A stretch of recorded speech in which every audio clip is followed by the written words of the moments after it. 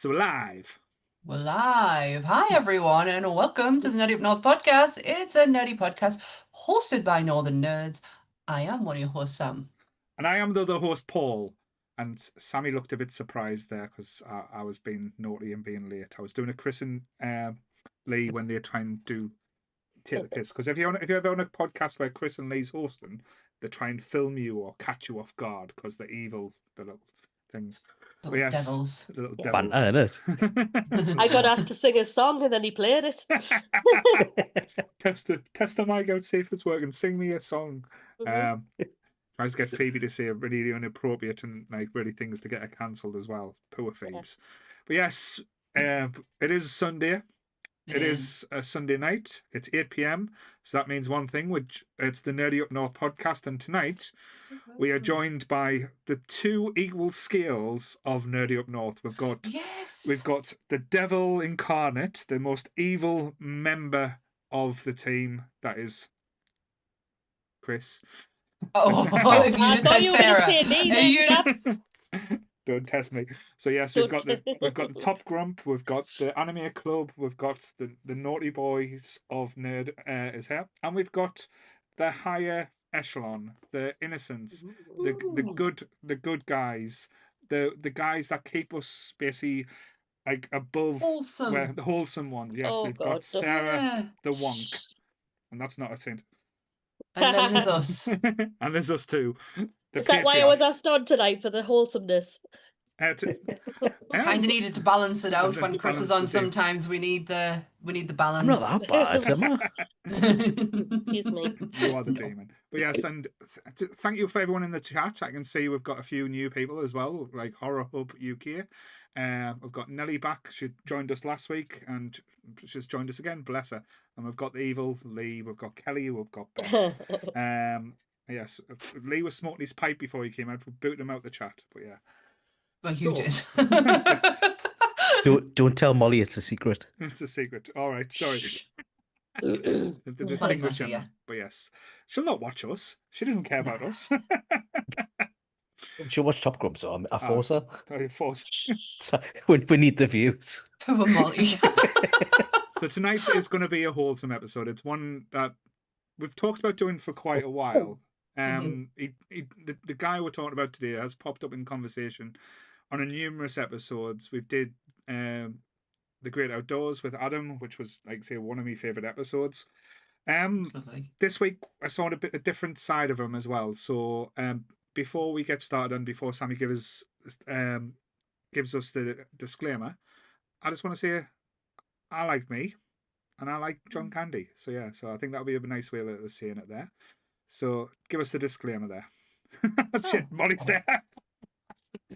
Hi, Molly. Yeah. I'm just going to continue and just forget that. So, everything discussed in today's episode is our opinions, and it's our opinions alone. And if you'd like to discuss anything from today's episode, please come and join us on the Facebook group. You can join the Nerdy Up North Discord, Instagram, or the comment section, where we can have an open discussion. But what we won't have is anyone coming for us and telling us our opinions are wrong, because we can all agree to disagree in fandom. So let's keep it fun, keep it kind, and keep the toxic behaviour out of nerdism. Yes. Well said. And this episode was actually Sammy's idea as well. Like she's been harping on, and I think with the documentary coming out, it was quite a good timing. It was. I just really liked how we did the Robin Williams episode and the Superman one as well. And I think it was on the live stream last year when we were talking about Spaceballs. We were like, how have with us? Four of us here. I was like, how have we not done something with the like? I know we did The Great Outdoors, but how have we not explored more of this guy's movies? Yeah, I think because like not to get all depressive and so like I say he was only with us a short time, but it's crazy. The amount of stuff and the amount of things he was in, the amount of different performances he gives, you think like someone with his catalogue has been around for years. I know with me being like the elder statement of this podcast by a year. by. I felt like growing up with John Candy movies, like all the way through the 80s, like he was always around. He was always one of the things that was either on the TV or something I was watching. So, um, it it's like a staple in like my watching or like in my Mhm. filmography, shall we say. I'll be interested to know when like you guys first came about or first seen a John Candy movie. So, as Chris took a mouthful, I'm going to pick on him first and go. What was your like introduction to the Canadian comedian?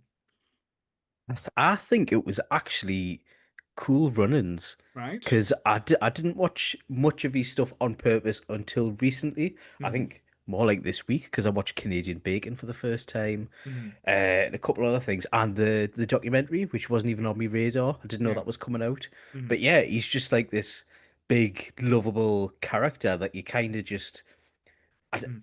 take for granted because Mhm. he's Mhm. there and he's a massive presence. But I don't Mhm. think Mhm. a lot of people think, oh yeah, like I don't know, he pushes other people up at the same time as him. So when Yeah. you Yes. think of a John Candy film, you'll also think of like Tom Hanks or whoever else is on with them. Dan Yeah. Aykroyd and So stuff like that. Yeah. Mhm. Yeah. Yeah, oh I fully understand what you mean. It's one of I think I said this in the Robin Williams episode as well. It's a shame I appreciate him more now Mhm. than I did yeah, then. Yeah. hmm And it's like, oh God, like thank you for everything that you've given us, but oh my God, do I now want more? Yeah. Mhm. yeah. And can I just point out as well that you've got two of the diabetics in the Jump North on the John Candy episode. Oh, the irony. So it's maybe this is my attempt of killing you both off. That's like my sinister reasoning. It's Um, not mine. I just want you to know that. It's not mine. what about you, Sarah? As you're taking a gobful? Aye. It's Lemsip, it's medicinal. All right. For me, I think it was probably Uncle Buck. Right. Excuse me. I mean, Mhm. it was always one of my dad's favorites to watch when we were younger, so I kind of like I was exposed to it quite a lot. Mhm. Um, I mean, I really enjoyed it. I don't think I quite got the meaning as much as I did on rewatching it recently. Yeah. Um, I was only what 5 or 6 maybe is when that came out. But I just liked it. I like, rebellious teenager. Oh, Mhm. look, um, Shiny things. shiny things. Um, the car that made the big bang. I love Mm, that. mm. Anything that made a big noise. He's such a big presence in Uncle Buck as Oh well, yeah, because yeah. Oh, unreal. and yeah, but I know we'll get into the movies little bit later. But what about you, Sammy? What was your first like? I can't say. I genuinely can't say because he's always been there. Mm-hmm. If it's not Little Shop of Horrors, it's Spaceballs, Mm, it's The Great Outdoors. Mhm. The only sad thing is that's as far as up until today, mm-hmm. my watch history was with him. Mm, Um, I watched Uncle Buck for the first time today. I am still yet to see Cool Runnings. Brewster's Millions I've definitely seen, but it was, a mm, long, long time ago. So yeah, he's all Stripes. yeah. He's Stripes. I just I don't know. He's always been there. But if I had to pinpoint a movie, Yeah. probably Little Shop of Horrors, Yeah. maybe Great Outdoors. I don't know. Because I feel a bit like a bit of hypocrite here because I'm like asking you to name yours. I wouldn't be able to tell you my first instance Mm. because, like, say, as you said, No. the films that I grew up with were The Great Outdoors, Brewster's Millions, Splash. Oh my God. Do you know Um, what? I'm looking at his filmography. Home Alone, The Blues mm, Brothers. Yes, I have Mhm. seen them. mhm. So it does go a little bit further than Planes, Trains, and Automobiles. My God, it does go a little bit further than what I think. Yeah, so it's one of those characters that like even if it's a You just small forget. role, he never has a small role. He makes it. No, He's one of no. these people that makes the most out of it. Whatever you give him, he'll go right. Mhm. I've only got 5 minutes of screen time. You will remember me for that 5 minutes that I'm on the Yeah. screen. And I I think agree. there's not many people that has that kind of like. I know I'm going to use this word quite a lot during this podcast, but presence, Yeah. because there's a like ability, there's a quality to him, like an everyman. You could like say you want to have a drink with him, you want to go for food with him, you Mhm. want to hang out Mhm. with him, like. even like saying he's not so nice roles, he's got that quality that you think, oh, he would be a great person to kind of just hang about. And before we start talking about the movies, I think that would be a good little like segue into what we all watched this week, which was I Like Me, the documentary of like John Candy. I know how I felt. Chris has told us a little bit about his feelings as well. But I love that Chris had that point of view from it, because Me too. as soon as he told us, Yeah. like, if you want to tell us like your viewpoint of it, Chris, before I spoil it there a little bit. Uh, yeah, so obviously Mhm. I liked learning a bit more about his life and the stories from people, but I thought it was a really long obituary. Mhm. I wanted to hear fun stories and a bit more about his life and less about how other people viewed his life. Mhm. I felt like even at the start when you saw was it Catherine O'Hara Yeah. Yeah. when she was talking about she was doing some of the eulogy, it felt like that for however long it was on, but Mhm. from different people who've known him in his life, Yeah. and I think he would have probably liked it better if people were, Like I don't some. know, a bit more funny stories, you know, Yeah. but it I, was a good watch. I'm not saying it's bad. oh no, no. I say I just as I said, I thought it was quite interesting that like that point of view as well, because I didn't say it like that initially, but as soon as you said, I was like, oh yeah, I get that. But I think it's more down to because when we watch documentaries, or we're in the time now where most of our heroes are scumbags, or most of our heroes turn out to be wrongins, or doing things that they shouldn't be. I don't think they've got any dirt or any type of crap for on him, or that he did anything wrong. He seems like he was a genuine nice guy with all good intention. Like, yes, he had a switch where if you pissed him off, you like you were dead to him. But we all have that type thing. But it was kind of like a nice documentary because there was no negativity. It was like this guy was a family man. This guy Yeah. adored his children. This guy, like in a time where celebrities are selfish and stuff, he would turn down film roles to spend if it was taking him too far away from his kids and his wife. And his relationship with his wife, that was just one of the most breathtaking things I've seen. Like the love, like he could tell he loved her, but when she was talking on the thing as well, the love from that woman towards John was just honestly, it was unbelievable. Like you don't normally get that, and I think it was a few of the cast or people who worked on described it as like a perfect marriage, um and I know when you say, "Oh, there's a perfect marriage," and behind closed doors, is it really perfect? But Yeah, it that generally one felt, was. yeah, Yeah. and That one really, really was. mm, That woman had such a level of understanding mm, for the work that he did, mm, because he was, from Second City into the movies. She mm, watched that transition, and as starting a young family, that mm, can't have been easy. no, She would have done a lot of the home mm, life by herself, but it didn't phase her. no, It didn't upset her. She was nothing but, happy mm, for everything that he was getting, because when he was home, mm, he was home. yeah, He made it a point that he turned a lot of his roles down. There's so much that he mm, would have been in, but he wanted to be closer to home. He mm, wanted to be at home. So he made, he he made sure they had a life mm, that was built for them, mm, but he was also going to be a part of it as well. yeah. And I thought, He's yeah, he's it was like so inspirational as well when it come to that aspect, because as you were saying, there was so many things that like as because everyone, like Chris was saying as well, people were telling stories, but it was more like, as you said, and lovingly, and like not like funny stories. Like the beginning with Dan Aykroyd, that just broke me. Like even within the first 2 minutes, I was like at tears coming down. I was like, you you could tell, like Dan Aykroyd. That we all joke about him now because he has become a shrill. He just basically promotes Crystal Skull vodka to the houses come home on anything he does. But to hear him Yeah. talking in such a way, and because he was there from the start, like from every like aspect of John Candy's career, Dan Aykroyd was there, yeah. and it like it was just truly amazing there. I've been trying to find for the last, actually since I opened my laptop, the eulogy. And I've got the transcript of the entire documentary, but can I shit find the eulogy? And it's the end part. That was the not the beginning part of the eulogy, but the end part. It broke me heart because I was just thinking to myself, he's done this twice. Yeah. In such a short space of time. He had to do this for two of his best friends. And it's like, Yeah. it's so hard. Like, I know everyone felt the weight of his passing. And what blew my mind a little bit was Bill Murray.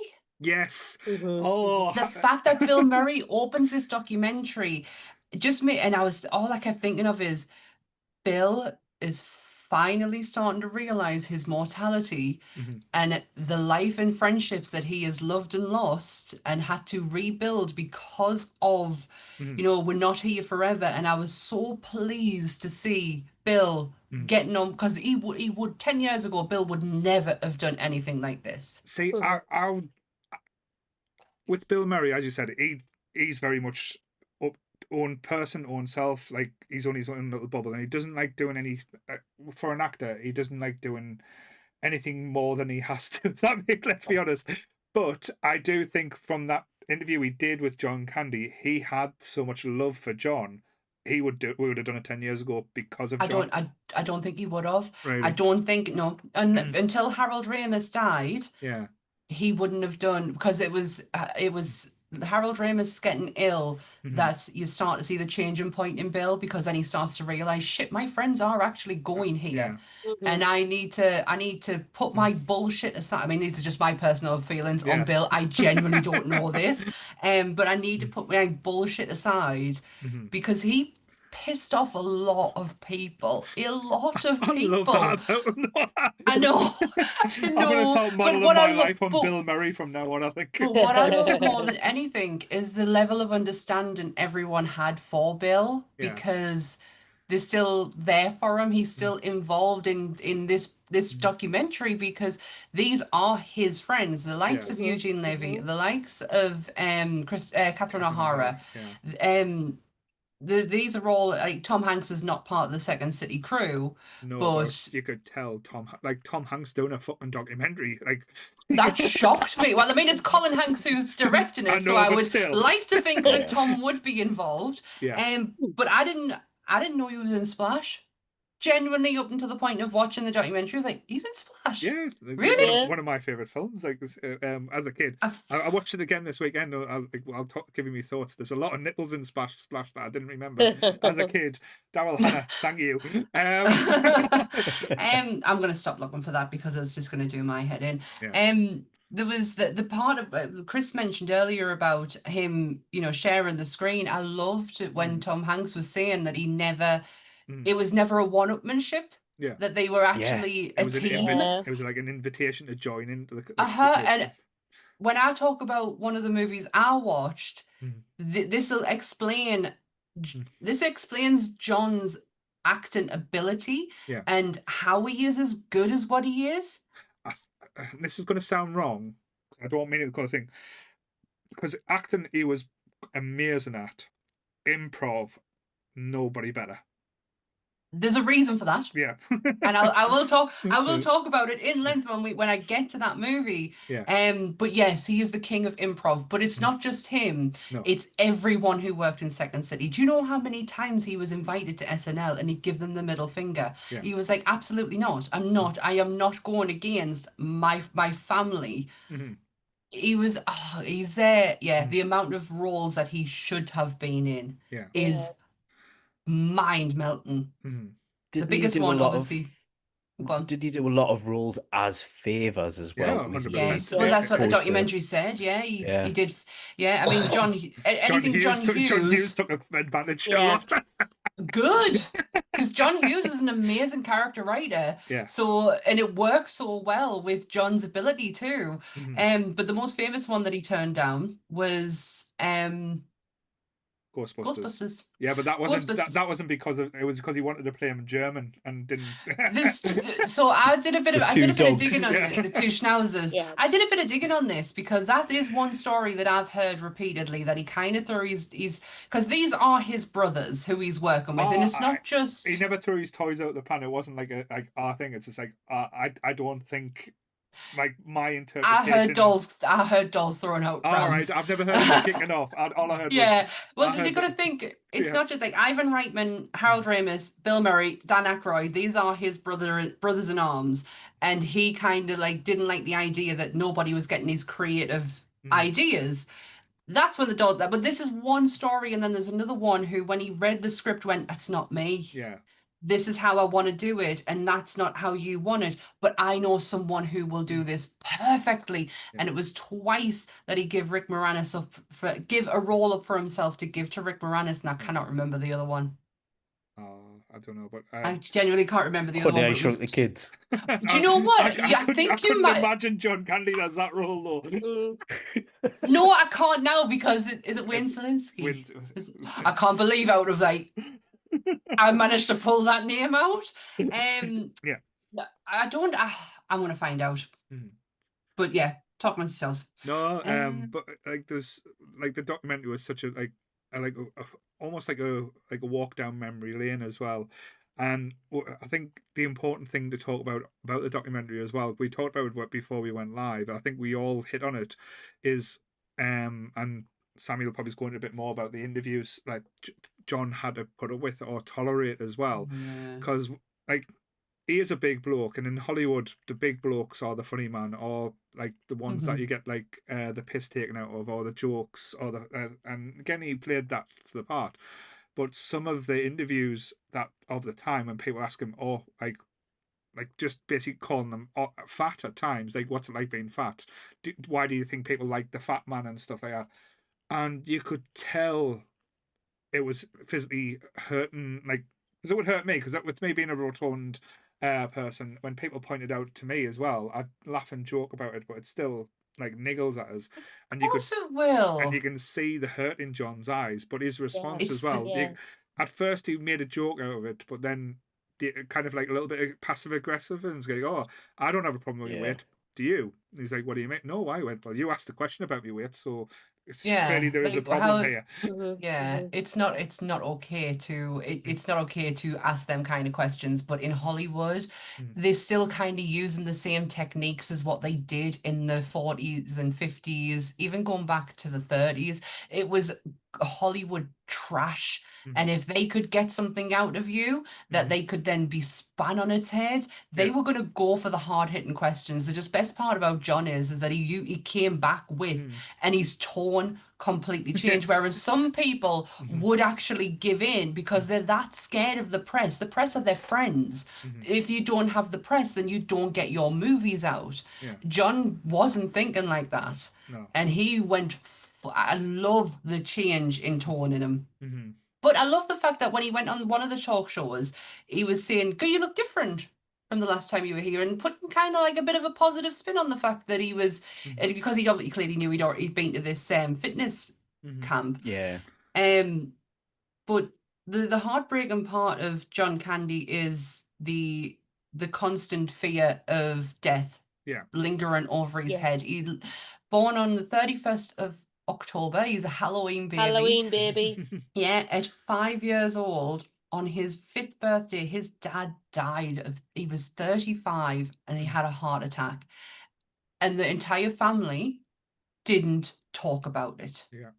So just imagine you are 5 years old, your dad's gone, and your family won't even acknowledge his passing. And he has to then carry that burden with him and that constant fear. He was so scared of, when it was towards the end, he rang Catherine O'Hara on his last movie and said, "I'm not coming home. Something bad's going to happen and I'm not coming home." So he constantly, and he didn't actually on that one, but he constantly had that fear lingering over him, which it's so sad that that's how he had to feel. And then when he did try and, put his health right, and he was constantly trying to put his health right. He Yeah. was then constantly called up for the bigger roles, Mhm. and he has a family to feed. Yeah. Yeah. It's It just was horrible. It Mhm. When is. do you know when I think he had a panic attack. It was some point during the documentary thing where he's having a panic attack in a Yeah. car with a Mhm. producer or someone, and he's just like, right, stop over here. He's like, oh, do you want to go back to the hotel? He's like, no, give us 5 minutes. I don't want people to know that I'm unwell because I'll be in the spotlight and people Mhm. disregard us for stuff. Mhm. Because he had to have that next role to support his family, didn't Yeah, he? Mhm. yeah. He constantly carried the weight of it. Like if he didn't get the success that he did, I don't Mhm. think his wife would have given two shits. Yeah. I really don't. No. But that's not what he is. That's not how he is thinking. He just Mm. wants to. He wants to make sure that they have this amazing life. Yeah. It was Honey, I Shrunk the Kids. All right. No. It Was was. it? Yeah. All So right. Honey, yeah. So he was. Mm. He was. The role of Wayne Selinsky was actually written for John Candy in mind, Yeah. with Chevy Chase being the. Ugh. Oh. Yeah. Well, it's not the first time Chevy Chase. It's not the first time. Mhm. When it comes to certain roles, it's either John Candy or Chevy Chevy Chase. Chase. Yeah. Great Outdoors is another one. Mhm. It was a toss up between Dan Aykroyd and Chevy Chase. So Chevy Yeah. Chase is always in the back of someone's mind Yeah. at this period of time in comedy, Mhm. but it was John Candy who said it doesn't feel right, and I know someone who would be perfect for this. Yeah. Rick Mm. Moranis. No, and it's So good that he's doing. Oh, I was going to say something now. Then my mind just went blank. Sorry. okay. It's okay. Was it that Chevy Chase would make a class giant ant in Honey, I Shrunk the Kids? That would be an Yeah, all I can interesting see. part. That would be interesting. Oh, can we Uh, not talk about ants? No, that was what I was going to say. One, like, because I know there was two things in the documentary that stood out. One, we've talked about like the interviews and the questions. Is the other thing is how he was with the kids, because Yes.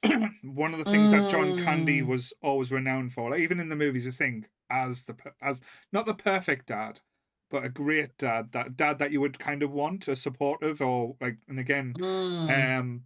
and he was like, to find out he was like that behind the scenes with the kids and how he would look after them and treat them, like the Uncle Buck one where like it actually upset him when he was in the car, and like they were going to go to the racetrack and he was looking back and seeing the two kids in the back seat.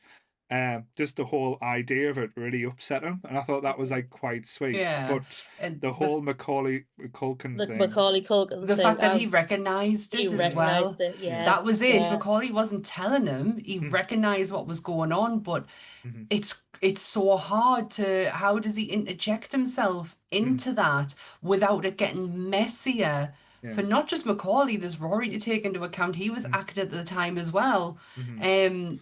Yeah, that must have been so difficult. I can't even imagine the thoughts that were running, because as a father himself, Mhm. he would have been livid. Yeah, Anyone would have been. and But just to make sure that little boy was safe on set, yeah. like, that's all he could do at the time. And the fact that it stayed with Macaulay Culkin for so long, Yeah. that's the thing. Like Oh, Macaulay's went through the shit. Like he's went through as much shit as probably as any human being could go through as a kid, as an adult, getting him through like say addiction and coming out this side of it now as a I'm fucking so amazing happy for him. human being, because Yeah, Macaulay Culkin needs all the credit. That Yeah. I don't think he gets the credit a lot of people He No, doesn't. no, because I think people just want to focus on the, oh wait, look at what he did when he was younger. Like, yeah, look at what he fucking did. There's a fucking reason for it. Mhm. I love the fact that he's come out of the other side and he's happy, and him and his wife are just absolutely hooking adorable together. He's got a fantastic podcast. He's a huge wrestling fan. He loves his wrestling. Yeah, I'm happy that he is where he is today. It's just, it's it's sad, but also at the same time, I felt like a little bit of comfort to Yeah. know that even if it was just for that movie, Macaulay felt safe. Yeah. Yeah. And that's Like and that's just the in that measure, time. and that's the measure of the man. And I think Yeah. the documentary portrays that perfectly. So let's move on Yeah. to, because we all said we would pick Movies. 2 John Candy movies. I think that we might have all picked some of the same, mind. possible. I tried not to.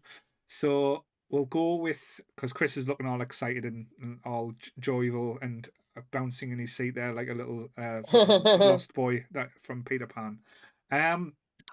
What was the one that you chose first, then, Chris? So luckily, I do have my top films because I didn't know we were picking two, but We said we're going to do the same as the Robin Williams I know. episode.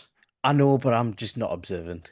So Clearly. You didn't tell me that though. Apologies, I picked Sarah. three actually. First one, which I watched fully for the first time today, is Trains, Planes, and Automobiles. What a movie!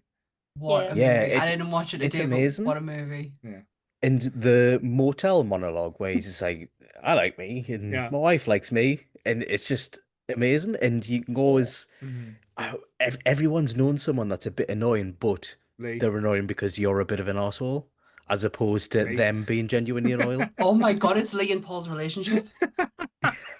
Lee's John Candy and I'm Steve Martin. I'll tell you that. Just to give you a tiny little fact on Steve Martin and how close he is with the Candys, when he got a divorce in 2022, when lockdown was just either coming out or going in, he went to John Candy's wife and stayed with them for support and guidance and because it was the only person he trusted in the world to help him get through the shit that he was going, and it's all because of him. He wanted to be amongst that, but sorry, Plane, Trains and Automobiles. That's lovely. This is one So, of like, my at the end of the earliest. film. This is one of my earliest memories of watching John Candy, because I love Steve Martin. Like, Steve Martin for me was like one of my favorite actors, and again, we've not really touched on in the podcast, but again we should though. Seeing appreciate him while he's here. Seeing them two kind of like bounce off each other, like Steve Martin was just on fire, like unbelievable powerhouse performance, and John Candy just plays it so real, so close to the thing, and the humor in it is just like the timing. Like you can't get better than this movie. Yeah. I mean, I would say it's more slapstick comedy at times, but yeah, but because I did pick a few of each, because I was trying to pick a more serious one, but I was like, nah, I don't want to. that's not the you don't have to. That's not the game He's we're got playing today. To be honest, he has quite a range. Quite a range. Yeah. It's not all comedy. I mean, predominantly it's a lot of comedy, but Yeah. if you go looking like I did, you'll find a little gem there. Oh, you've been teasing this obscure thing that you've been watching. She's been watching porn. That's what she's doing. Honestly, I'm not even gonna lie. John Candy porn. Yeah. I'm not even gonna lie. When I started watching it, it looked like porn. Right. It looked like 70s porn. I even say Santha, I was like, I'm waiting for something to happen here. Yeah, that's what I'm waiting for. Yeah.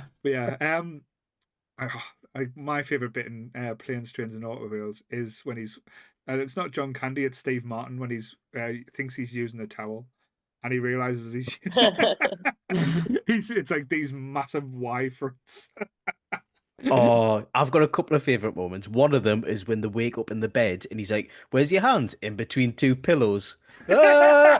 I'm guessing that they're in his arse, but and then the ending bit. Do you know when he like, will they, won't they? And then he goes off on the train, and then he sees him again. He's like, oh, but it's weird because Steve Martin's wife in this. The weird moment when she comes down the stairs. Yeah. I didn't get what that was about. It's like... It's just awkward. It's like, oh, here's me mum, me dad, and this, and then everyone stops and stares for a bit, and his wife comes toppling down and be like, hello. Isn't that because he thought he was going to miss Christmas for the first time ever, and he was like dying to get back to it. It's like, oh, long lost lovers. You know, when you actually have the same feeling, you still love your partner and want to see you, Chris. Molly, hope you're listening. I love Molly very, very much, but I think it would be weird if I brung Lee home for Christmas, and then it was just like, oh, here's my son, here's my turtle, and then Molly sees Molly halfway coming down the stairs, and there's a weird eye glance. I'm like, you met each other before? Have you touched it? Oh God! Let's just point out that Chris wouldn't make plans with us in February in case it crossed for Valentine's Day. That's how much he loves Molly. Yeah. And our birthday. Yeah. And I remember the obviously our birthday. birthday, yes, obviously our birthday, but Yeah. that's a given. But Valentine's Day, yes, he wouldn't make plans with us if it clashed with Valentine's Day. Yeah. So I take it, Sarah, are you a fan of planes, trains, and automobiles? Yes, I mean, how can you watch it and not feel anything really? Mhm. You're pretty much dead if you don't. dead I- inside. dead inside. I mean, I'm not I'm not the biggest fan of slapstick comedy, Mhm. especially when it's at the expense of like weight, especially in John's a lot of John's scenarios in movies. Mhm. But I love what's behind the character, you know. Mm. He's trying to make it look like he's living a normal life to everybody else, whereas like you find out later on that his wife isn't here Yeah. anymore. Yeah. Did you That's see so that And he's coming? actually heartbreaking. just Did anyone see that coming when they were No. watching it? No, Yeah. I watched this for the first time last year Yeah. because a certain American told us I had to. Taffeta. So I watched it for the first time last year and I broke, Mhm. like Mhm. hysterical crying, like couldn't breathe I, crying. Mhm. I don't remember my first reaction for it, but I doubt that I did see it coming. Because it's a long time since I first saw this movie, but Mhm.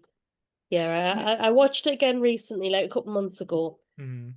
It's Excuse so me. odd because I grew up on Steve Martin movies. Like Mhm. the Man with Two Brains is one of like it was the family movie. Yes. I fucking love that film. It was the Yeah. like, it was the Yeah. family It's movie not with a Dr. family movie. There's It boobs in that was film. it was my family movie with Dr. Fafar. Kathleen Um, Turner. yeah, and like Roseanne and I Mm. grew up Roxanne. Sorry, Roxanne. Roxanne.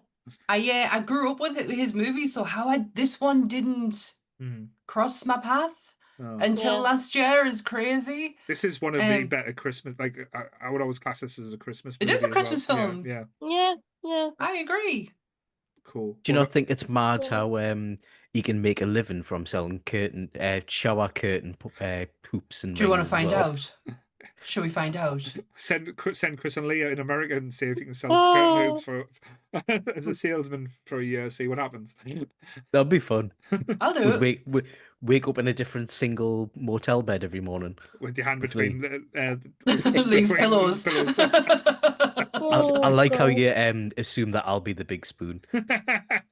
No, it'll be the other way around. So Sarah, Top tail. which one have you picked then for the first one? I've picked one of my favourites. It was always one of my favourites when I was younger, and I've gone for Cool Runnings. Feel the rhythm, feel the rhyme. Yeah. Do you want it's bobsleigh time? Yeah. Me and my friends went through a phase of Of what? maybe it's not in the best of interest shouting, "Hey Rasta, you're dead." Oh, right. Okay, I thought you were going to be Um, like no, no, you no, were no, doing no. your own Have bobsleighing and I got No, photos of Sarah blacking up and going down the hill. oh my God, I we hope not. we never blacked up. We just did terrible accents. That's fine. But yeah,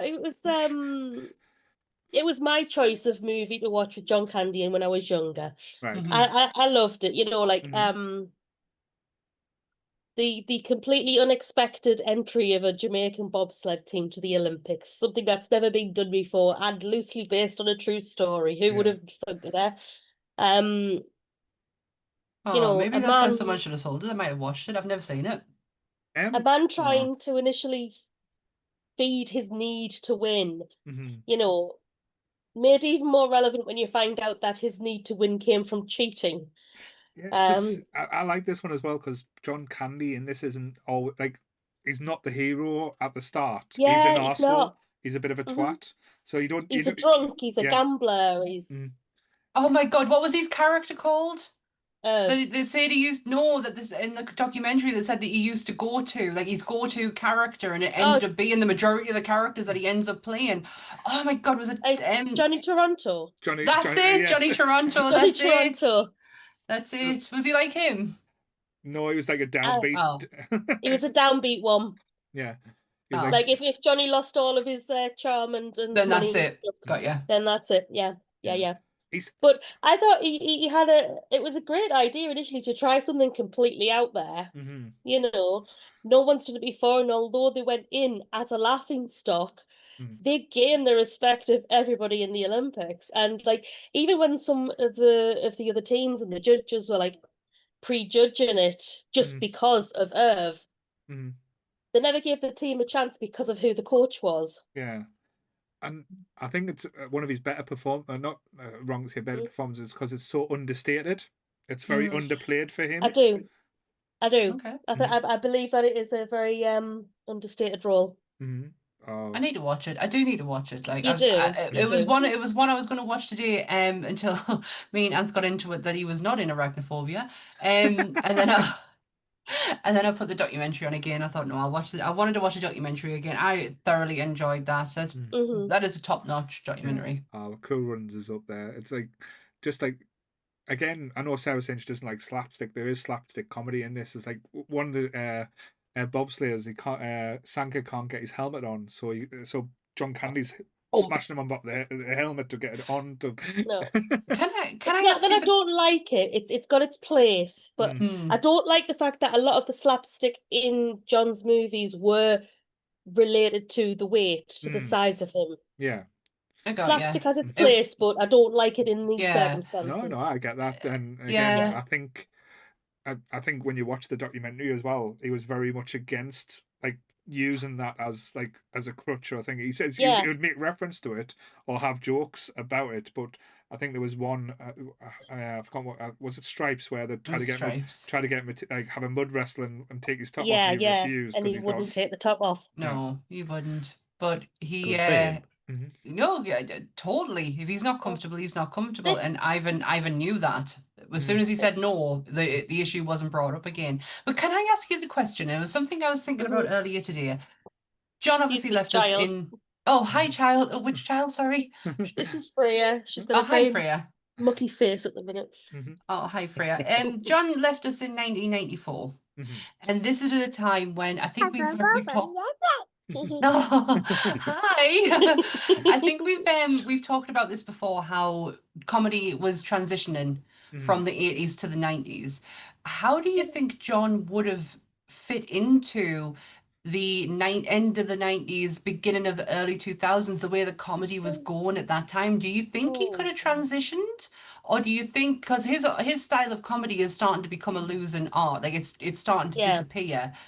I think he would have went the Tom Hanks rule where Gone serious. it's gone more serious. Like Dan Yeah. Aykroyd kind of faded away, did like roles like My Girl and stuff like that, where I could see probably be typecast to play like people's dads in movies, like Yeah. teenage, like all the teenage films. It'd be like the father figures or anything like that. But I could probably see him, and probably the turning point as you mentioned before was JFK. I think that could have been like the starting point of him then going That's into not bigger roles, but more of showing John the actor rather than John the comedian.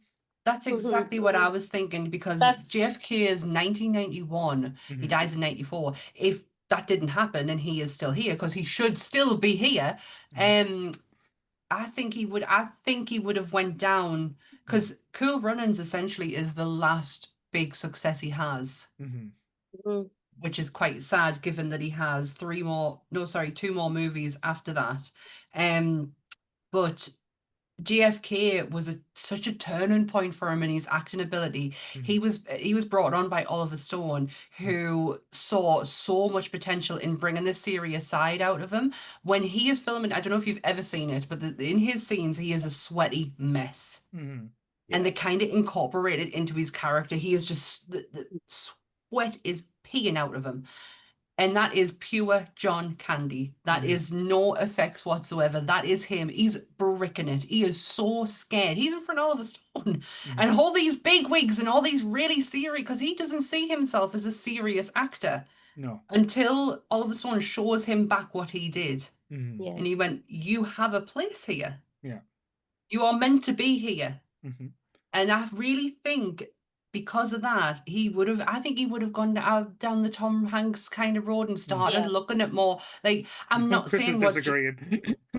you not think so? I don't get us wrong. I I- think, Mhm. I think his style of comedy is brilliant, and I would love to have seen it transitioned to where we are today, but it's never going to happen. Mhm. Yeah. Why would you disagree?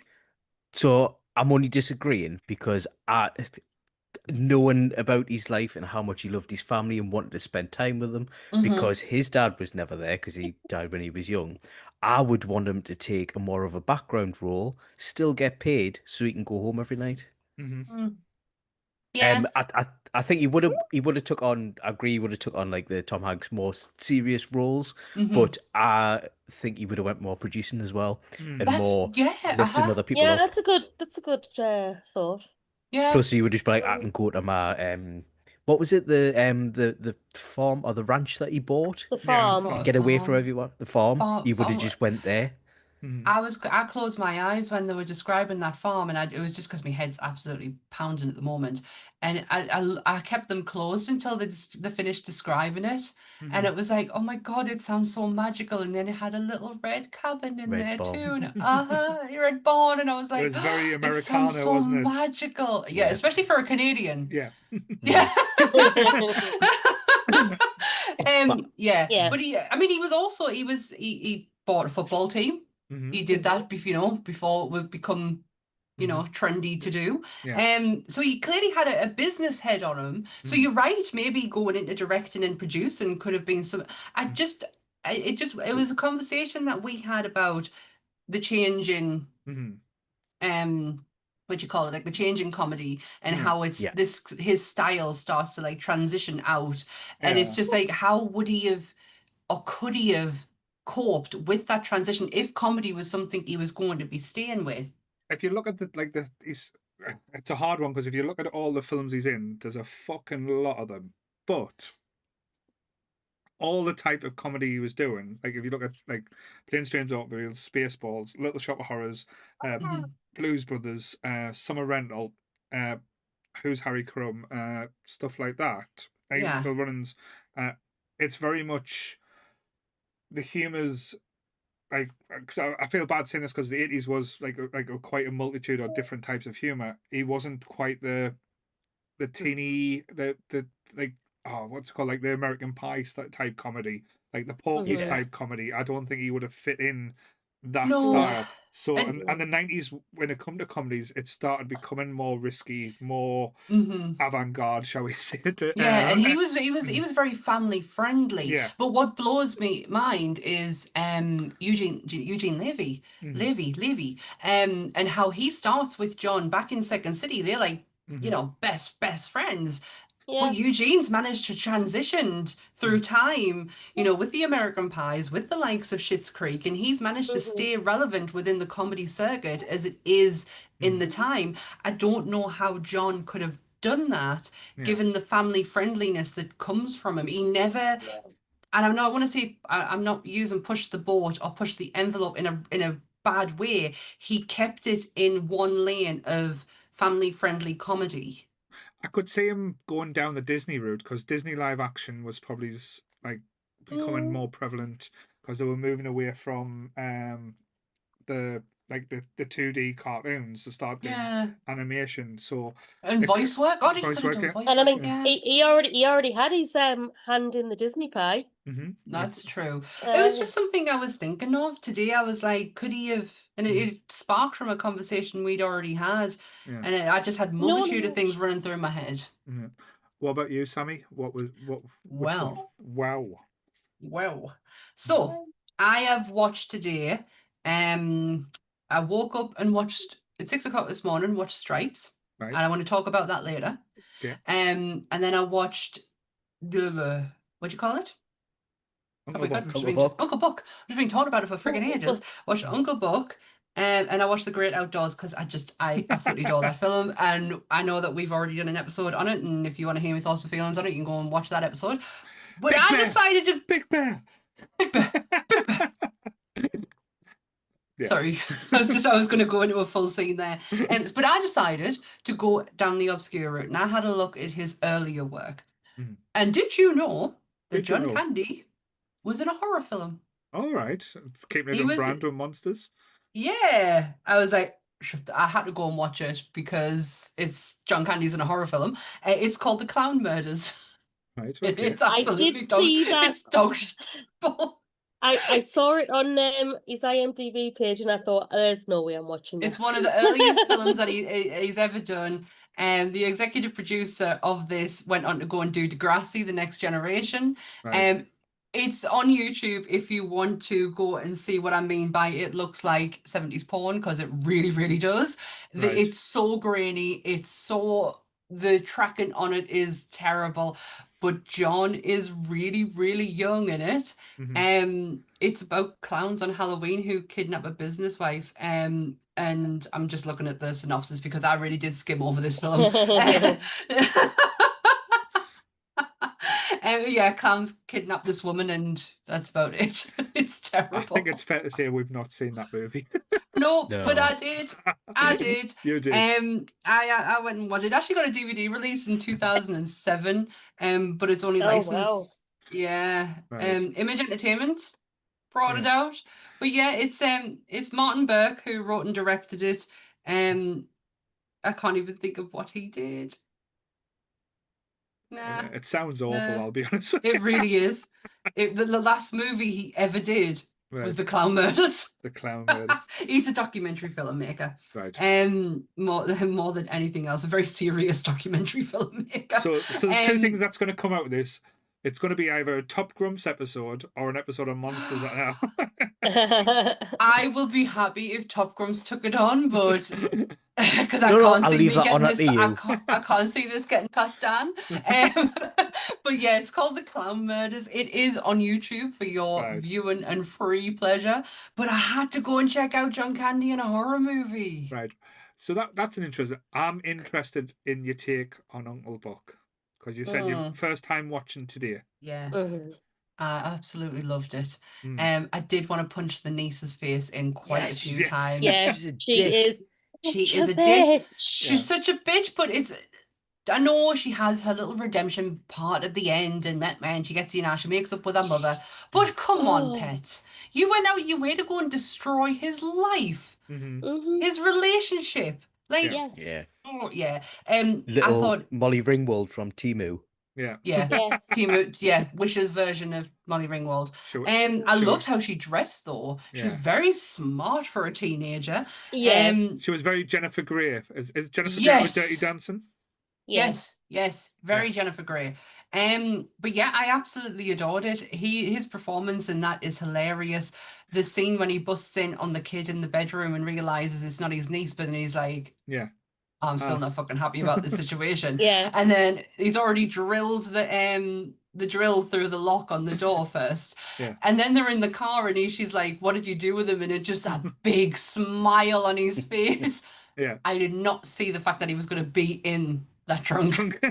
I was like, there are so many many laws broken right here. But I love the relationship. Movie magic. I loved the relationship he had with his other niece and nephew, and the conversation, like him and McCall. Like, it did help that I'd seen the documentary beforehand, Yeah. so knew how that scene was done. But Yeah. just how quick they were with each other.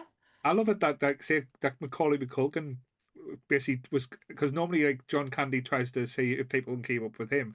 Macaulay Culkin was like, "Can you keep up with me, motherfucker?" Yeah. Yeah. Yeah, I loved it. It was just really lighthearted, and it felt ideal for a Sunday watch. I know it's a John Hughes film, so there's a lot of punching, like moments where you punch the air, like saying yes. And, Yeah.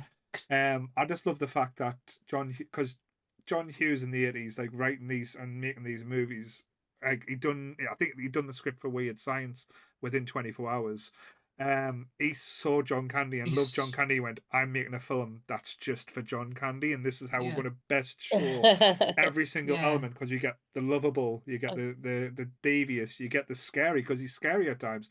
But my favorite moment in Uncle Buck is when you get that the mole teacher basically Hey, God. chastising the little kid, saying she's a dreamer, she's not taking us to these things, and the way he handles that situation, it was like, fuck yes.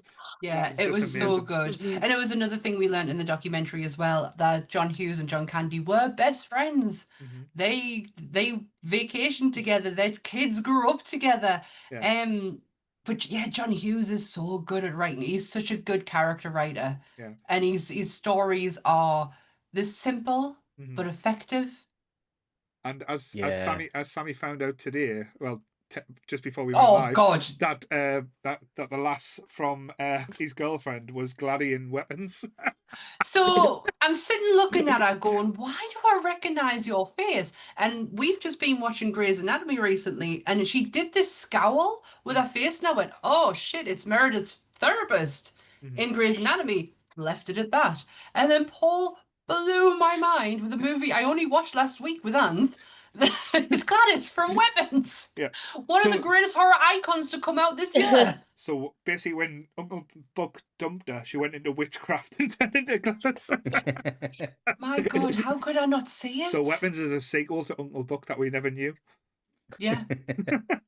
Yeah, that's Do you- it. I can't believe I didn't see it. Sorry, Chris. I was just going to say, do you not think that the parents in that are shit? I read a- Just like- all I parents read in a- these movies are shit. I read a know. review from someone who said, why are we missing the fact that these parents are really shit and John Candy's gone in there and done a job that they couldn't? Yeah. Yes. He's went in, parented the kids right, put them on the right track, and left. Yeah. That's all we need to do. 2 weeks of John Candy. Candy, Uncle Buck is the super nanny. Yeah. He's Yeah. a Monday and Mary Poppins. Yeah. Yeah. Mary Poppins, y'all! Sorry, Brooker. But yeah, I thoroughly enjoyed it. It felt so fitting watching it on Sunday that straight away afterwards I went and watched The Great Outdoors because it was Yeah. like that Sunday feeling. I wanted it to continue. I think we've talked about that in previous episodes. There's certain films or certain franchises that you feel like you watch on a bank holiday, on a Christmas, Easter, or on a Sunday that feels quite comforting. I think that's Yeah. probably the best way to put it. I also watched what I would class as a bank holiday one, a movie, which I watched with complete new eyes today. One of my favorite films. Now, after watching the documentary, I know we've talked about the documentary so much. I've got a whole new love for the performance in this movie. Yeah. I watched the 1984 film with Tom Hanks and Daryl Hannah, Splash, where John Candy plays the idiot older brother of like Tom Hanks's character, where Daryl Hannah realistically plays one of the most beautiful creatures ever created in the world, because she is, and is a mermaid. As I said, I think I sent everyone a message saying I've never seen so many nipples in this movie, because I always remembered this being like hidden behind hair and stuff like this, but it must have been like edited or cut for TV, made for TV, like the TV version. Yeah. I was like, yes, I was like, this is amazing. I'm seeing Daryl Hannah's full boobs. This is the best thing of my life, and she's got a good rack, I'll tell you that. But yeah, Yeah, she has. but the performance of John Candy in this movie is so like Cool Runnings. It's not a huge part, but the bits he's in, he stands out. The performance with him and Tom Hanks, the interaction in the office is just fucking even more hilarious. Now you know that it's all ad libbed. Like everything that happened in the office, just like was John Candy and Tom Hanks just riffing off each other, and like when they're arguing and start arguing about the desk, that wasn't in the script. That was just Tom Hanks and John Candy just saying, "Right, I'm going to make this joke. Are you going to play along?" And they did. And the fact during the racquetball scene, when they're playing squash and the thing, when you And look, he's when hanging you, out his arse. when you think, oh, he's just acting hungover. No, he'd just getting in 2 hours before filming that after drinking all night with Jack fucking Nicholson. Yeah. So And he was hungover as fuck. He not only survived a drinking session with Jack Nicholson, he managed to do that performance as well. That's credit to him. But I don't think it's a performance. I think he generally was dying. Just that's him. It's just him. It's like There's no acting in it. He's like, oh, just fine. And the fact that I asked the question to him, saying like, how many takes did it take for you to hit the ball off The the wall, ball. hit the face? He's get 3. This only took 3. I was like, I thought that was impressive. That's It was Yeah. very impressive. But yeah, and as Sarah said, the slapstick in that scene is just fucking comedy gold. Like literally, they're going through, and there's so many great performances in this movie that you forget about as well. Like Eugene Mhm. Levy is unfucking real in this movie. Like Oh, so goddamn pleased. hilarious. Like literally from the moment he comes on the screen, he becomes the biggest arsehole. But he has some of the best jokes and stuff. He's good. I'm a really nice guy. I've just got no friends. Yeah. And like him like constantly getting braid up by different people because he's doing stupid things. And like you cannot help but fall in love with Daryl Hannah in this movie as well. Like Mhm. I can understand why Tom Hanks's character just went, no, I couldn't give a fuck. I don't know your name. I love you, because Yeah. she's just mesmerizing in this movie. But yeah, a lot more adult film themed than I remembered. But to be fair, it is an 80s film. A lot of the Mhm. 80s films, like if you look at Big and stuff like that, there is a lot of Mm. adult context in the movies that you can't remember because you're a kid. But Splash, like watch it now, you see it with complete new different eyes, and it's just like magic. Do, It's magical. do you think the documentary helped you with more It's of what you saw I today? found certain aspects funnier than I probably would have because you Right. realize how because Yeah. it's just you think it's just good acting, it's good lines, hmm but knowing them two are just having the like The best best time. time and playing with each other Yeah. and kind of having fun with each other, it's kind of like you get a whole different perspective and it becomes Yeah. it levitates it a little bit as well. I think the Yeah. documentary helped me. I mean, not that I didn't love John Candy anyway, but I think it helped a lot more with like respect for doing what he did, considering what his background was. Yeah. Respecting the It's craft. yeah, respecting the craft. It's a lot like oh, what was that? What Robin Williams said about depression. It's like the people that are the saddest always try to make people the happiest. That Mhm. that one. Mm-hmm. I think that John Candy had a similar outlook on that, considering his own background. He was always there to try and like make other people happy, so Mm-hmm. you know they Yeah. didn't have to feel as sad or as Feel. anxious or as you know concerned about health as what he did and things. I wish I watched it. I really wish I watched because Mm. I know I've seen it, Mm-hmm. but I just can't remember any bit of it. And when you said Eugene Levy's in it, I'm like, oh, what? That man. And as soon as you said that, I don't know why, but instantly my brain went straight to Stay Tuned Right. because he's in that, and I'm Yeah. like, I'm trying to like, it's like my Rolodex is trying to pick out the Eugene Yeah. Levy movies. This is very much a manic, crazy Eugene Levy. Is like he plays a scientist in the movie where he's basically obsessed to trying to prove the world that the mermaids exist, and it's like blinking you miss it. He's in the water scuba diving, trying to take pictures of it. He drops the camera and just swims off. Unlucky. But it's like running around the streets of New York trying to pour water on a blonde woman that he thinks is Daryl Hannah. Turns it's not, and he's getting braid all over by the bloke. It's like that type of humor, Amazing. but it's done Yeah. so well. But John Candy, as I Mhm. said, he's just playing like a bit of a sleazy character in this as well. It's like he's dropping coins on the floor and looking up women's skirts and stuff. It's like Mhm. proper weird, but he does it in a charming way. You don't think, you're Just getting on utery type thing. yeah, just remember it was of the It time, was very much of the time, yeah.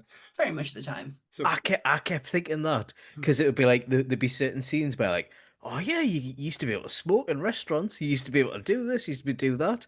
It doesn't really matter that the drink's driving because it's the 80s. Yeah, who cares? Who You've cares when left your it's the kids, 80s? you've left 2 really young kids in the house while you pick up the oldest one from school. 80s. Yeah, 80s parenting at its finest. Yeah, Like- I'll lock the door. There'll be reet. just make sure they don't set fire or anything. But yeah. So what's your Yeah. second pick then, Chris? Oh mate, so I was gonna pick up a book.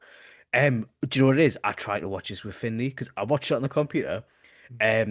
so he was stood there and he's watching it for a little bit. And do you know the opening scene where it's the older sister and the younger one and they're Mhm. talking and she says shit or something like that and she's like, "Oh, I'm telling on you for saying a swear." Yeah. Mhm. As soon as that happened, Finley looked up, went through to Molly and just went, "Daddy's watching a film that says a bad word on it. It said shit." I was like, "Oh, He nah." grassed you. Your own Kind son grassed you. Oh, I hey. think he wanted an excuse to say the word shit. Ah, okay. Poor Yeah. Finley.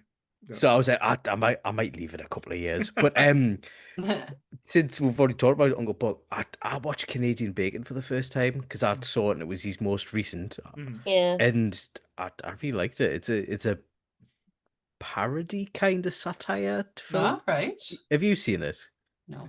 Not for a Oh, while. I watched it Yeah. years and years ago, but yeah, it's not one that's on my Yeah. repeat list.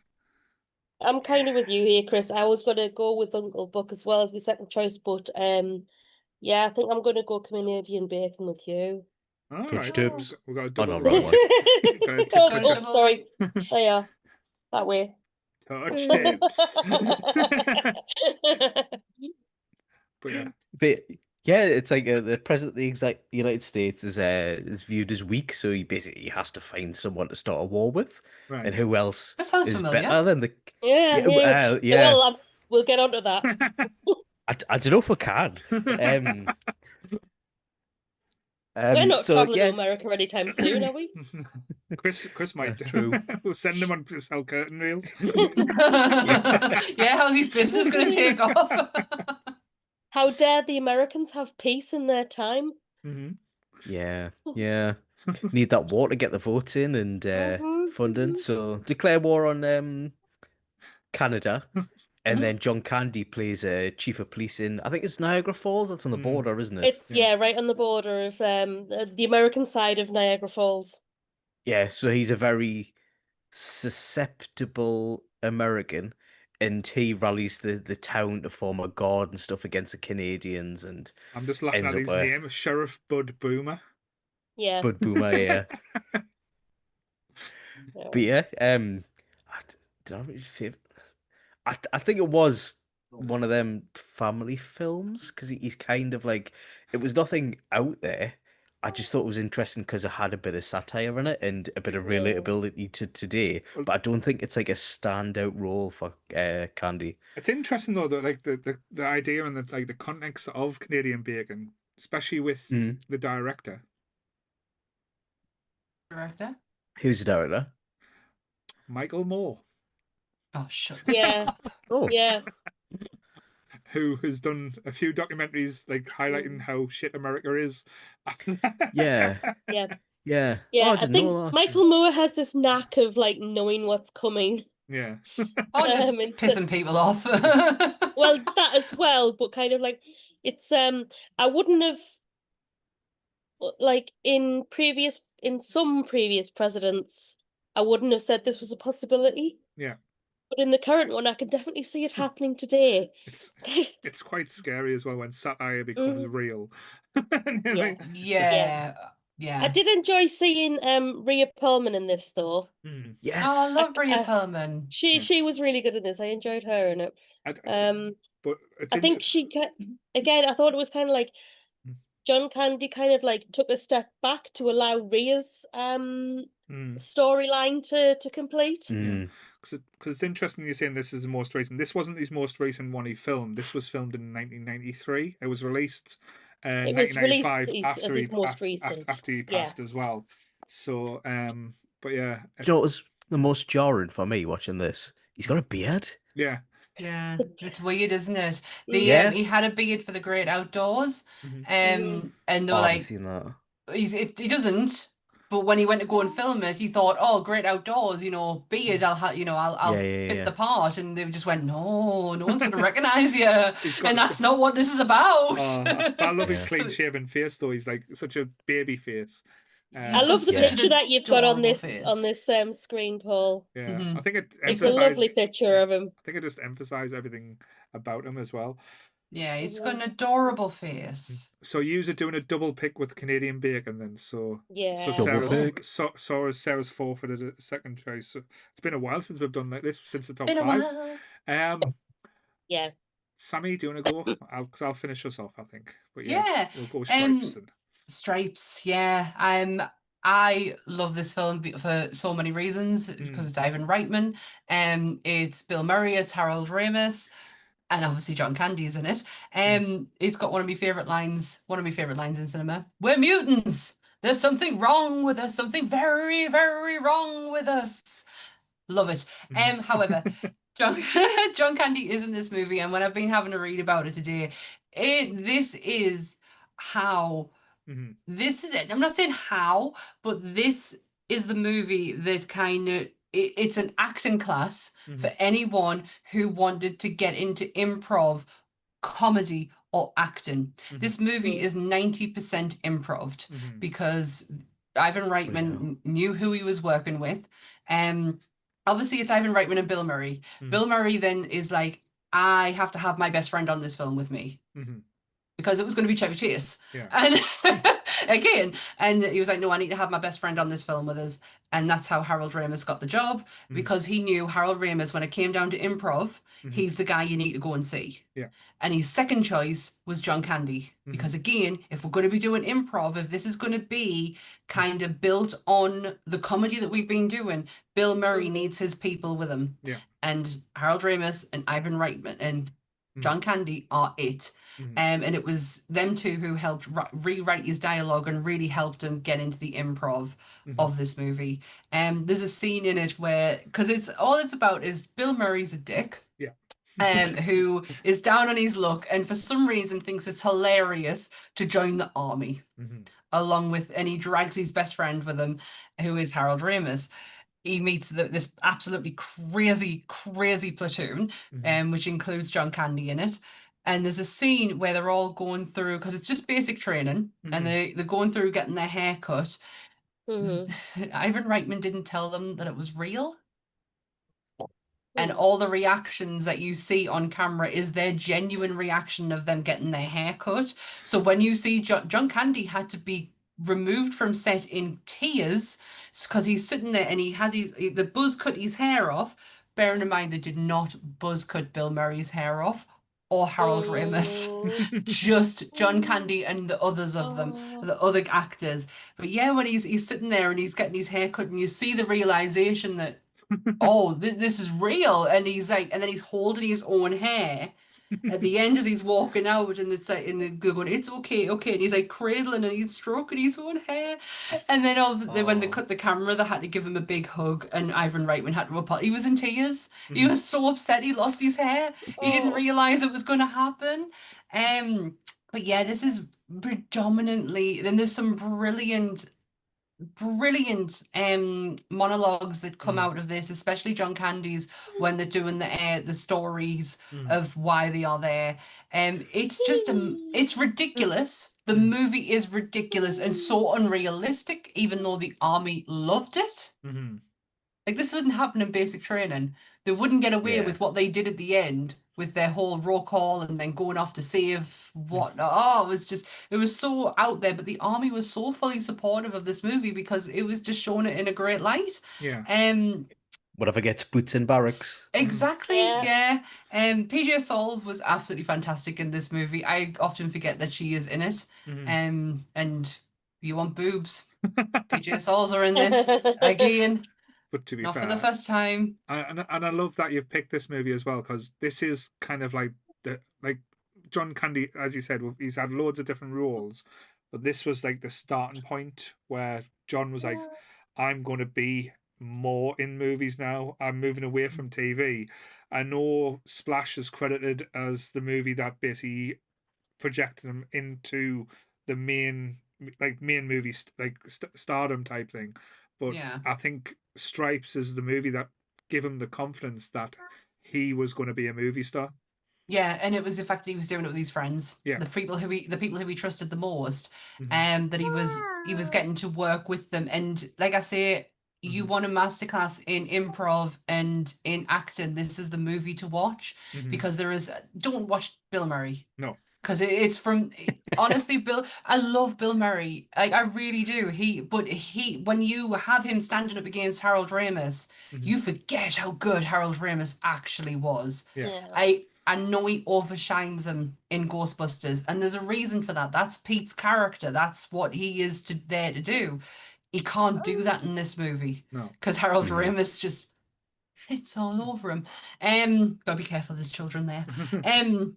Yeah, so he craps all over him. But then you got the likes of John Candy coming in, and just every scene he's in is just perfect. The poker game. Yeah. Oh, it is Yeah. brilliant. Where he's sitting there and he tells him that he basically looks at his cards, knows what he's got, but it's like, yeah, just go on in, go on, you play. And he's like, yeah, you lose. But good on you for trying. But I saw that scene in the documentary. that was in the You're almost documentary. getting the Yeah. hang of it. Yeah. Yeah. He's like so encouraging. You're almost getting it. It's almost there, but I'm still gonna keep taking your money. The scene, the mud wrestling scene. Yeah. The documentary makes it look more dire than what it actually is. Because it does start out, because John obviously didn't want to do it. He didn't want to take his top off. He was fine doing it. Yeah. He just didn't want to take his top off. But when the scene gets played out, he knocks them women out in a fun way. They kind of start putting on a show towards the end, and the women start helping him on how they were going to do maneuver. It was, you could see how it was like playing out with them trying to get him involved, so it didn't look like they were just beating this man up. Yeah, the movie was so good. It's been such a long time since I've seen it. Yeah. And it just made me really not just appreciate John, but Harold Ramis as well. I think with Stripes as well, it's as you said, it's considered a Bill Murray movie. It's considered like the starting point of Bill Murray's success as well, because he did a lot of different things, a lot of different movies around that time. But Stripes is the one that kind of like was like the torch, or the lighting the fuse for like the kind of like what to come. It also like not the bad way, but kind of like lit the torch for the negative Bill Murray as well, because he's awful in this movie. This is the ego starting with Bill Murray as well. It really is. The amount of people he fell out with in this movie and refused to work with again, because apparently at this point in his career he has pull like that. Yeah. The poor woman who played alongside PJ Souls, Sean Young, refused to work with her ever again. Said she was absolutely awful. And honestly, Bill isn't the funniest thing in this. No. He's good, but he's not the funniest. No. And his character is awful. Yeah. And bearing in mind, he created that character. Which is out of his improv, yeah. out of his choice of dialogue, he created that person. He didn't create a likable person at all. Yeah. No, I don't know. I don't think he's likable in Ghostbusters, to be fair. You take that back. But I think he's a bit of a slimy dick. Well, but anyway, it happens to him. But Harold Ramis in it, there was one moment where he's like, yeah, I'm loving this. It's absolutely great, and I swear to God, if I have to do it again, I'm going to kill you. And he's trying to like portray everything's fine, and he's like, nope, this is the worst moment of my life. I think I'm gonna die. You just forget how funny. Like genuinely funny, and how talented Harold Ramis was, like in front of the camera, behind the camera. If you are having to bring in your best friend who is the king of improv into your movie because you need him to make you look good. Yeah. It was honestly, I do reckon it's a long film. Yeah. Well, that's in the 80s. There's a lot of long films, like I think the average was around about 1 hour 40, 150 for most films like that came out at that time. What's wrong with a good old 90-minute film? Kevin Smith involved. But yeah, I'll go with my last pick now. It's again one of the films that I just adored bringing up, but I think it showcases how good John Candy is because he's up against such a powerhouse. Brewster's Millions with Richard Pryor, because Richard Pryor is like huge, and at this time, like there was no bigger star than Richard Pryor. Like the films he done, See No Evil, like his stand up. Richard Pryor is He just was one the of king. the He was funniest. the king of funny- comedy. And having John, because John's character in this is his best friend. Again, quite laid back, not a big personality, but the way he plays it out and the changing and the growth and like everything in there, like the one-liners, like at the start of the baseball game, where he's taking the piss out of like the. It wasn't the start. It was when the Richard Pryor's character Monty Brewster paid for the New York what they call the Yankees, Next. the Jets. Yankees to come and play this minor league baseball team, like Right. to try and spend his money. I'll give the premise of the film if anyone hasn't seen it in a second. But John Candy's like playing the catcher, and he's basically just taking the piss out of like the people who were batting to try and put them off, so Richard Pryor could get them out. And he's talking to like the best friends, and he's like, "Oh, I saw a picture of your wife the other day. What a fucking dog!" And the guys just came in and they're arguing, and I think, and the like the reactions and stuff. It's just timing at its best. But the whole idea, like this idea is just brilliant. I don't know how this hasn't been remade now because I think it would work so well as a new movie. Basically, Richard Pryor's character, great uncle, who he never knew about, passes away, and he's like a multi-billionaire, multi-millionaire at the time. And to inherit his fortune of 300 million, you've got to spend $30 million in 30 days. Now, when you spend the money, you could only give away 5% to charity. You can only gamble 5% away. You can only employ people if they provide a worthwhile service. Anything you buy, you cannot own. You cannot have any monetary value at the end. So he's basically trying to blow 30 million in these 30 days. And it's the old kind of like impression where if you get caught as a kid smoking a cigarette, they make you smoke the whole pack of cigarettes so that you're sick of them, you never want to do it again. So the Yeah. idea is, I want to make you spend so much money that you hate money, that you hate spending money. But the goalpost at the end is you get 300 million to like say so. Does he do How it? well? Yes. Spoilers. Spoilers. Yes, he does it. You can't spoil a movie that came out in the 80s, can you? No, but it's I have seen it before, but it was like again, Yeah. it's a younger So me But watching it where I can't it- remember it. it's just it's like a how Mr. Beast video. yeah, it's just how he holds up and stands his ground with like a powerhouse of Richard Pryor, and That's a feat, that mind, yeah, isn't it? and it's how Richard Pryor's character Monty isn't allowed to tell anyone why he's spending money, so everyone thinks he's insane spending this money, and John Candy's like trying to be the voice of reason in this type of scenario, Yeah. which is just How is Pryor with him though? You know how we've been, we know that John works so well with others and bringing other people up. Is Pryor like that with him? yeah, it's like a buddy film. They're like a Right. good I guess he's got that from like Gene Wilder days, doesn't he? yeah, so it's kind of like it flows nicely. There's no big moments between them where one tries to overshadow the other. Got ya. It's kind of like It's good. they play off each other well. John has more like comedy, like slapstick comedy with the people around him. Like there's this photographer Right. who's skeezy and who Richard Pryor's Monty pays him to take photographs and document everything that's going on. And Mhm. he's like arguing and fighting and like kind of like having a tit for tat with him. So that's kind of Mhm. like the comedy value there. But it's just like, as you say, how like say if I'm like inherited 30 million and I'm trying to spend that 30 million and you're wasting your money, you'll be like, as my best friend, you'll be like, how do I stop Paul from wasting this money? Yeah. That's what John Candy's kind of doing. Right.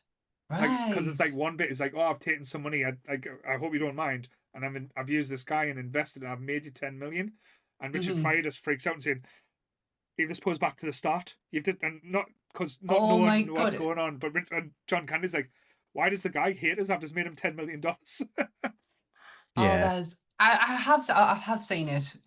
Richard Pryor was that kind of like with especially in his Gene Wilder Mhm. days as well. We would have him on in the house, but I can't remember the story. Like I can't remember the film. I would go out and watch it. I'm gonna make an effort to start watching these movies on a Sunday because I got such warm and lovely feelings this morning watching Uncle Buck. I really did. I was like, oh, it's Sunday, and I'm like, I know I have to. I'm like, I'm watching this because I kind of have to in a way, but at the same time, if I didn't, I could have quite easily just pulled Spaceballs out and Little Shop of Horrors, but I really wanted to watch it.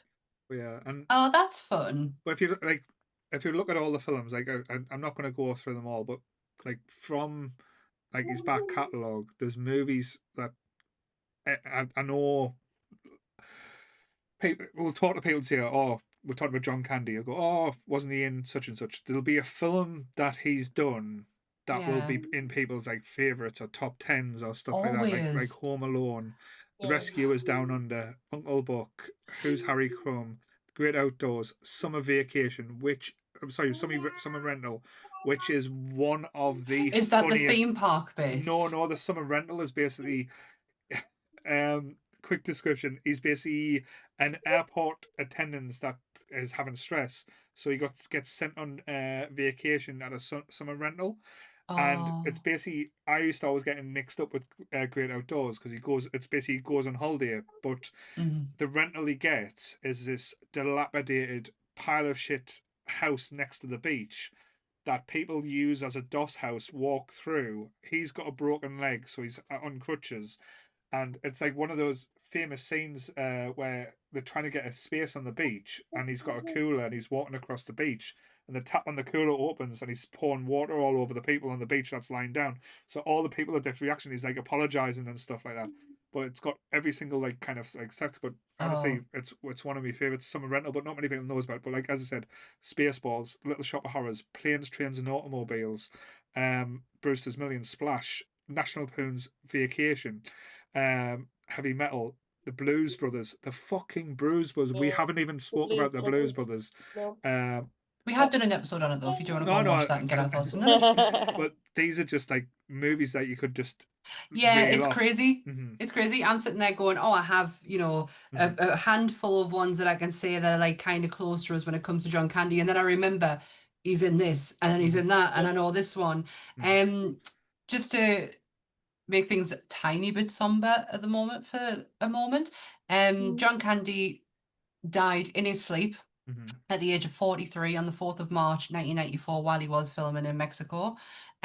His funeral was held at St. Martin's Catholic Church in Los Angeles. What we see at the beginning of the documentary is his memorial service in Canada. And then obviously his funeral takes place. It's mentioned in the documentary as well that by Eugene Levy that the LAPD shut down one of the highways, which is something that they never do in honor of John Candy's funeral. He is buried at Holy Cross Cemetery in Culver City, California. He has a beautiful crypt. He is it's not a mausoleum, which I know. Right. So the mausoleum is the one where you can go inside. The crypts are the ones that are on the wall. So he goes up, and he is actually below, he is above character actor Fred McMurray, which he would have very much been happy with. But his crypt is beautiful. It's white marble, gold writing, has a sacred heart in the middle of it that has his birth date and his death date on either side of it. And it's just so classy, so tasteful. I actually went because I on Saturday I was feeling very sorry for myself, and I decided to watch a whole load of Hollywood graveyard videos to make myself feel better. And I purposely went out and looked for the one with John Candy in it. Right. And I've just been looking it up there as you were talking about it. It is beautiful, isn't it? It's so lovely. tasteful. He got his star in Canada, in the Canada Hall of Fame, which is another classy. It's not the gold gaudy star that you get in Los Angeles. It's quite a classy one. There's a lot of dedications take place after John's death. Blues Brothers 2000 is dedicated to John. The band Ween did a song called Chocolate and Cheese, which was released in 1994, which is in dedication to John Candy. And when the lead singer was asked why, like, well, you all remember Kurt Cobain and you're all bringing songs out about him. Well, John Candy meant something to me. He was in my heart and I loved him and I wanted to bring a song out for him. So, because John Candy and Kurt Cobain died on the same year. I've seen that live. I've seen Ween.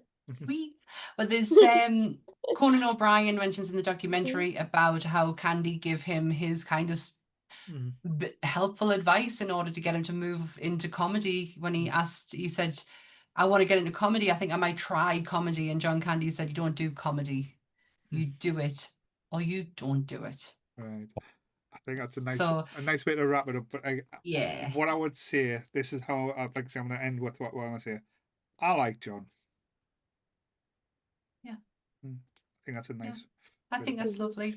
If you do want to go and watch the documentary, it is on Prime. It was directed by Colin Hanks and produced by Ryan Reynolds. Right.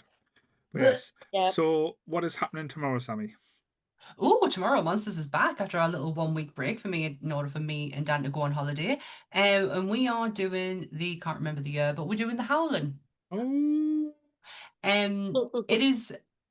It is a brilliant breakdown of the movie, but also probably one of the most in-depth conversations I have had about makeup and prosthetics, inspiration that has taken place with the Howling and from the Howling.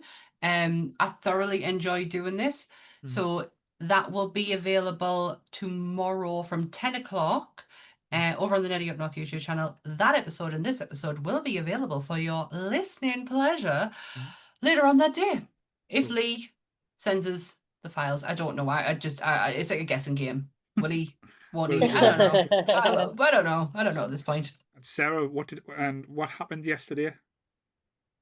Wonk's episode about pageants went out, where we spoke to the lovely Cat from the Facebook group and the Discord, who was very heavily involved in one in particular, and we learnt a lot because they've obviously moved forward from the traditional physical beauty thing, and they've gone forward, and they're more inclusive these days. They take account of your personality and what talent you've got, and charity fundraising and things like that now. So it's on my watch list for tomorrow.